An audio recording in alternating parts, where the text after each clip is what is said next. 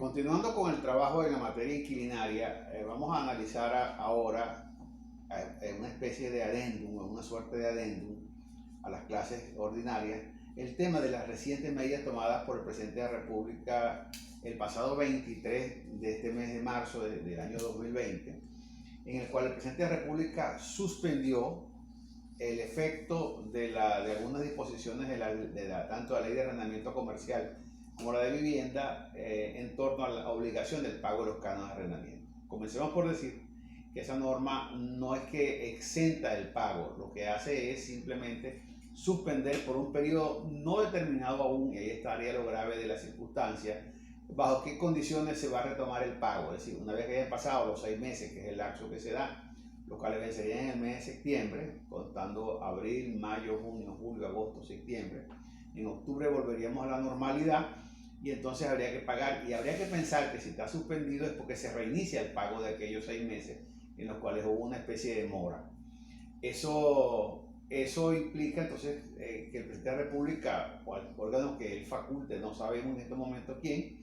determine cómo se va a cumplir con las obligaciones. Especialmente, ojo con esto del tema de los cánones pactados en dólares, que aunque desde mi óptica personal no es posible, ni en el caso de vivienda, ni en el caso del comercio, pactar en dólares porque está expresamente prohibido por la ley, pero a todo evento, como se está haciendo en la práctica, tendríamos un problema, inclusive no solamente en la práctica, creo que se está aceptando en algunas instituciones públicas que la gente pacte en ese tipo de divisa bajo unas condiciones determinadas, que sea por el monto, por el precio que fija el Banco Central de Venezuela, etcétera, etcétera. Pero lo cierto es que se está permitiendo de alguna manera, estamos aligerando la carga y permitiéndolo, y eso, aunque sea contra la ley, en mi opinión, es una verdad que uno no puede negar. Bien, entonces, dicho esto, entramos en la siguiente fase. Esa etapa de suspensión de 6 meses que se ha decretado se dicta para 2 leyes. Yo quisiera leerlo, por eso creo que es importante que leamos el contenido de la norma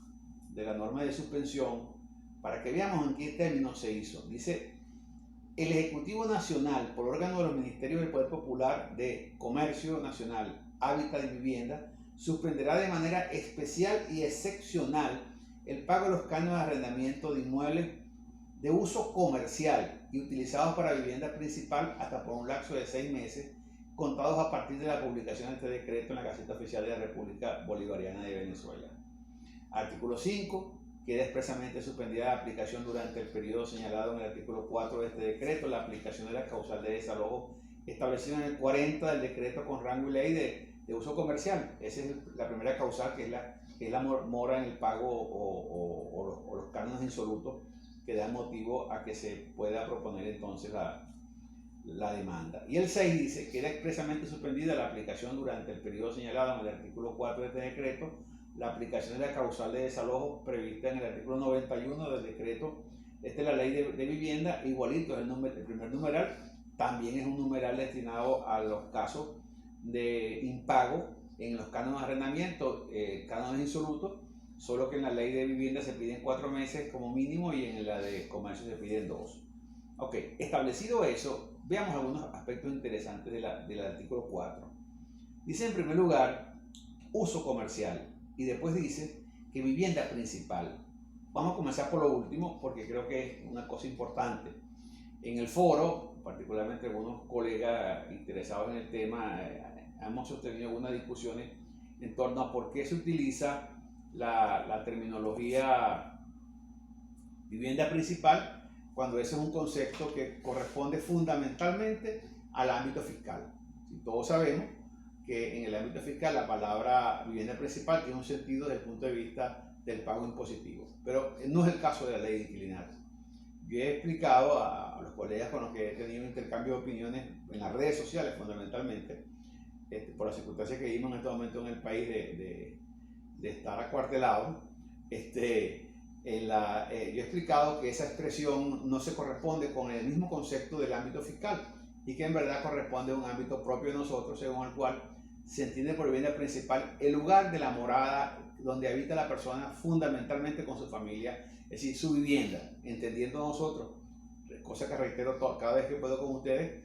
entendido que el artículo 7 de la ley de vivienda, de la arriendo de vivienda, amplía mucho el concepto de vivienda principal. Esa palabra va a derivar fundamentalmente de la primera ley que la menciona en el sentido que estamos utilizando en este momento, es decir, el sentido que tiene para el ámbito inquilinario la expresión vivienda principal, deriva de la aplicación del primer artículo de la ley contra el desalojo y desocupación arbitraria. Ahí está la expresión, allí nació, ese es el año 11. Y en ese año nace la expresión que ahora es reiterada en este tipo de decretos presidenciales. Fíjense ustedes que eso hace entonces que tengamos una primera idea sobre el tema del artículo 4 del decreto. No es una vivienda principal en el sentido que hemos aprendido o estudiado en el ámbito fiscal. Es vivienda principal en el sentido propio, natural del ámbito inquilinario.